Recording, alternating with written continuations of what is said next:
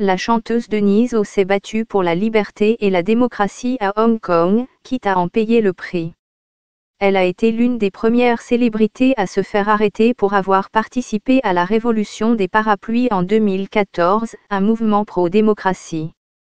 C'était un moment très critique pour beaucoup de gens à Hong Kong, parce que c'était le moment où nous avons réalisé que l'idée d'un pays, deux systèmes s'évanouissait peu à peu, explique Denise O. Des milliers de personnes à Hong Kong ont protesté afin d'exiger des élections libres. L'artiste n'a pas hésité à planter sa tente et à dormir sous la belle étoile pour ses idées. C'était la première fois que je voyais des gens de Hong Kong se battre pour quelque chose qu'ils voulaient, c'était un moment très intense, se souvient-elle. Pourtant, son engagement n'a pas été sans conséquences. Après la révolution des parapluies, j'ai été interdite de territoire en Chine, donc nous avons dû faire une tournée à Hong Kong et nous avons donné un concert sur un tramway, raconte la chanteuse.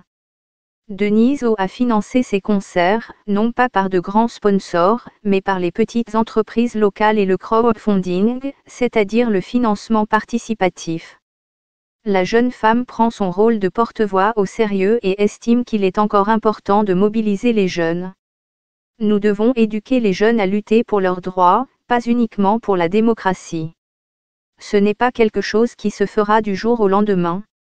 Cet article est issu de notre série BBC 100 femmes d'exception. N'hésitez pas à découvrir les autres portraits.